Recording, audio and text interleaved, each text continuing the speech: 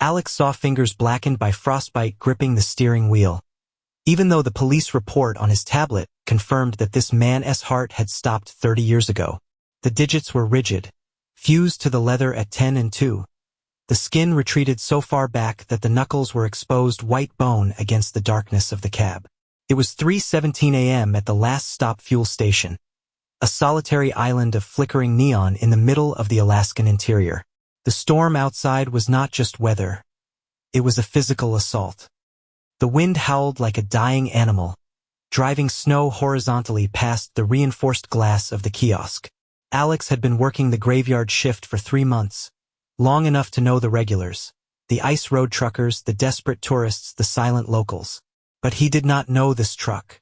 The vehicle was a hulking, rusted beast, a 1988 Ford L Series that rumbled with a rhythm that felt too deep, too heavy for an engine block.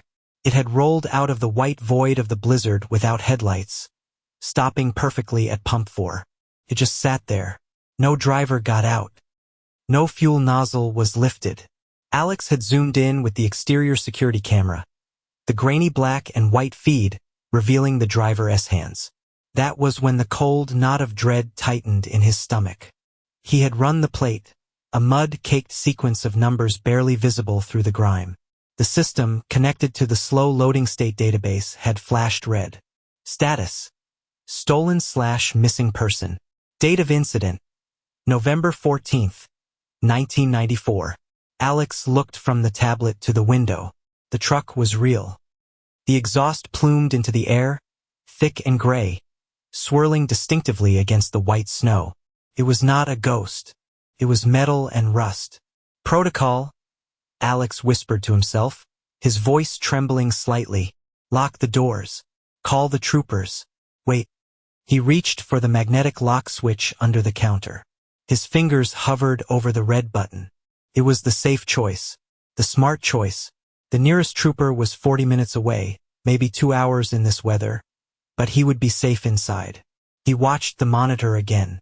The driver had not moved a millimeter. The chest did not rise or fall. The figure was a statue of ice and decay wrapped in a heavy parka. Then the lightning flashed, a rare winter anomaly, illuminating the interior of the truck cab for a split second. Alex gasped, pulling his hand back from the lock button. In the back of the cab, strapped to the passenger side of the sleeper berth, was a flash of pink and bright blue. It was a child's car seat, and in that brief strobe of light, Alex swore he saw movement. A small, mittened hand waving, a tuft of blonde hair escaping a hood. He stared at the screen, his heart hammering against his ribs like a trapped bird. The report said, missing person, singular. It mentioned a driver named Elias Thorne. It said nothing about a child. Maybe a hitchhiker? Alex rationalized, panic making his thoughts race. Maybe he kidnapped someone? He looked at the thermometer on the wall. Outside it was 40 below zero. Inside that unheated truck, if the engine was not circulating heat properly, a child would freeze to death in minutes. The driver was clearly dead, frozen solid, by the looks of those hands. But if the engine was running, maybe there was still heat. Maybe the kid was alive. If he locked the doors and waited for the police, the child would die. Hey! Alex shouted, though he knew the sound could not penetrate the storm or the glass. He grabbed the heavy-duty flashlight and the iron tire thumper he kept behind the counter for unruly customers. He looked at the lock button one last time. Every instinct screamed at him to push it. The reptilian part of his brain, the part that feared the dark, hissed that something was wrong. The truck felt predatory. But then he imagined the news report the next day. Clerk watches toddler freeze to death while waiting for police. Alex cursed, zipped his parka to his chin, and shoved the tire iron into his belt. He bypassed the lock button and hit the door release. The wind slammed into him the moment he stepped out, a wall of needles seeking every inch of exposed skin. He lowered his head and marched into the whiteout, towards pump 4. The walk was only 30 feet, but it felt like crossing a frozen hell. The roar of the truck's engine grew louder, drowning out the wind. It did not sound like a combustion engine up close. It sounded wet, a rhythmic, churning thrum that vibrated in Alex's teeth. He reached the driver's side, the flashlight beam cutting a weak cone through the swirling snow. Up close, the truck smelled terrible. Not like diesel and oil, but like copper and spoiled meat. Alex hammered on the door with his gloved fist. "Hey, can you hear me?" No response. The figure inside remained impossibly still. The blackened fingers were fused to the wheel, the texture of the skin indistinguishable from the cracked leather. Alex moved the flashlight beam to the back of the cab, trying to see the child again. The glass was caked with ice and grime. He could not see the pink seat. He could not see the movement.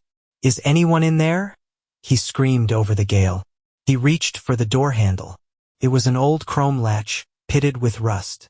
The moment his glove touched the metal, a shockwave of cold, absolute, impossible cold, punched through the thick insulation of his winter gear. It was not just low temperature, it was an active vacuum of heat. Alex gasped, his breath crystallizing instantly in his throat. He tried to jerk his hand back, but he could not. His glove was fused to the handle. "What the?" Alex grunted, bracing his feet against the running board to pull harder. It felt as though the metal had instantly bonded to the fabric, the cold searing through to his skin, bypassing the layers of wool and synthetic fibers. It was an aggressive, unnatural adhesion. Inside the cab, a sound cracked like a gunshot.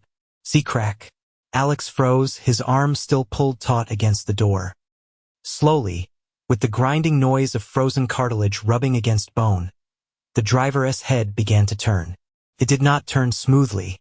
It ratcheted, inch by inch. The neck elongated unnaturally, the skin stretching like old putty. The hood fell back. Alex screamed. The face was a ruin. The eyes were gone, the sockets filled with distinct, glistening ice that pulsed with a faint blue light. The nose had rotted away, but the mouth was the worst.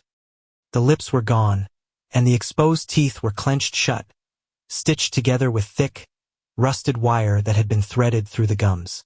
The thing was not looking at him. It was aiming at him. Behind Alex, the lights of the gas station flickered and died. The hum of the pumps cut out. The only light left in the world came from the dashboard of the truck, a sickly, pulsating crimson glow. "Let go!" Alex shrieked, tearing at his trapped hand with his free one. He ripped the glove, hearing the fabric tear, but the cold had already transferred to his flesh. His palm felt like it was welding to the chrome. The truck's engine revved. It was not the sound of pistons firing. It was a roar of hunger. With a lurch that nearly dislocated Alex's shoulder, the truck began to move. It did not reverse. It did not turn. It simply rolled forward, dragging Alex along the ice-slicked concrete. "No! No, please!" He scrabbled for purchase, his boots sliding uselessly on the black ice.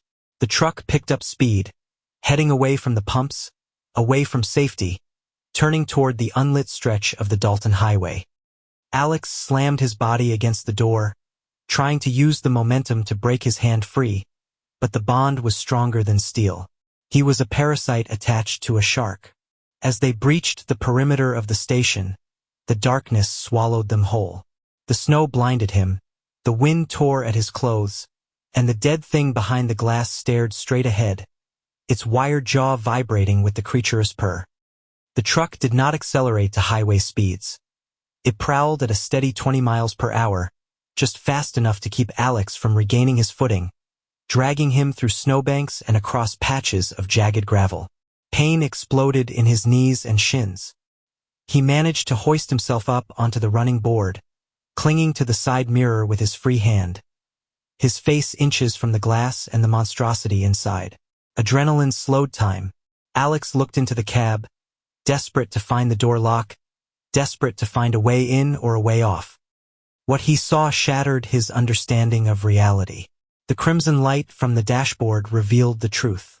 The interior of the truck was not shifting or vibrating from the suspension. It was breathing. The dashboard was not plastic.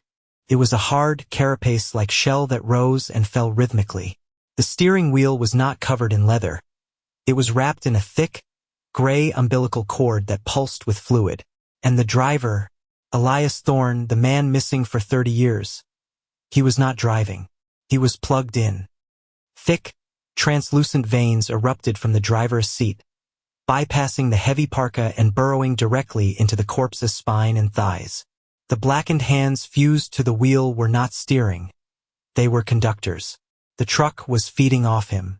Or rather, it had finished feeding off him. Elias was a husk, a dried-out battery cell that had been drained of every ounce of thermal energy and biological material. Alex retched, bile rising in his throat. He looked to the back, to the sleeper berth, searching for the child. The pink car seat was there. But as the truck hit a bump, the image flickered. It did not shake. It glitched. The pink plastic dissolved into a mass of wet, gray tendrils that reshaped themselves. There was no child. There was no seat. It was a bioluminescent lure, a fleshy anglerfish escapement growing out of the truck's internal wall, designed to mimic shapes to trigger empathy in prey. The realization hit Alex with the force of the blizzard. The truck was not a haunted vehicle. It was an organism. A biological mimic that evolved to hunt on the highways, looking like a machine using the cold to trap its food. And Elias was empty. The battery was dead. The truck was not driving to a destination.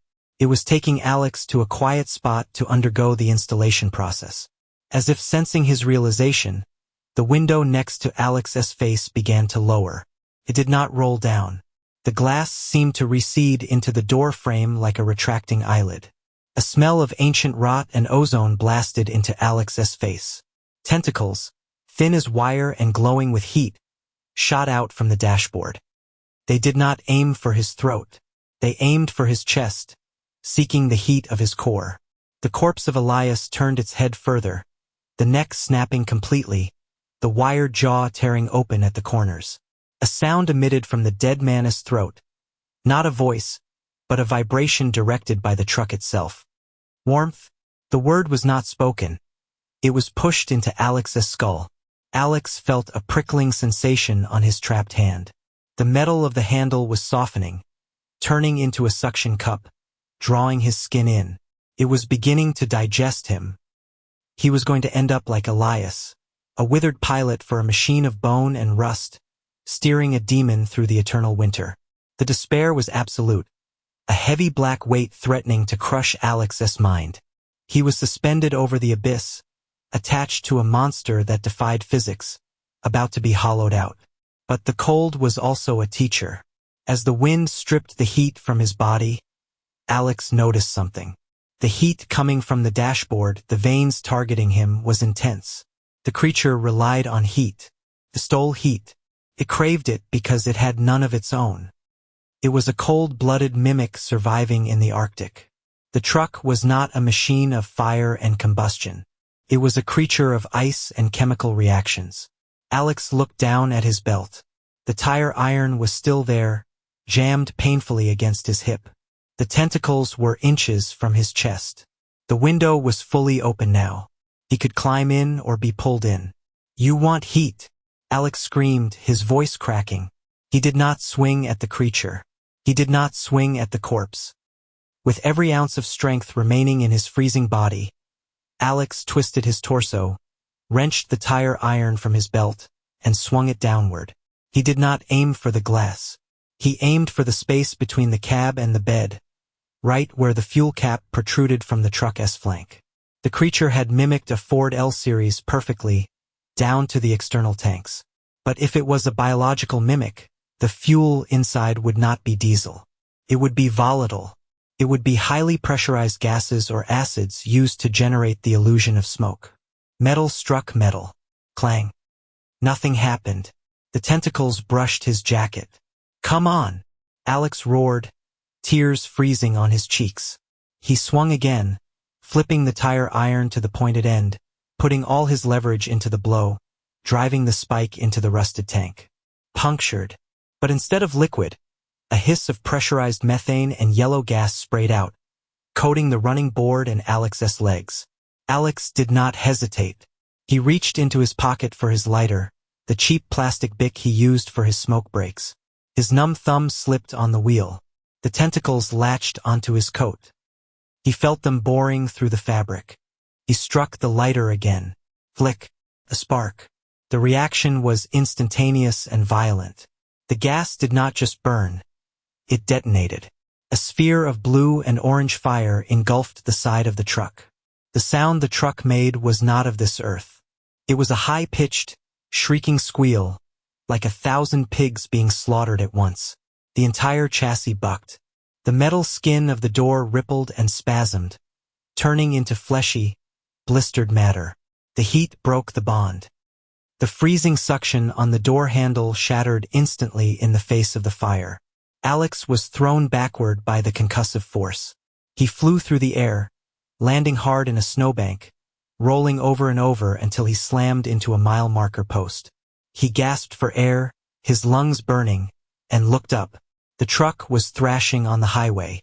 It was not driving anymore. It was writhing. The wheels bent inward like broken legs. The cab twisted, trying to smother the flames that were eating into its flesh.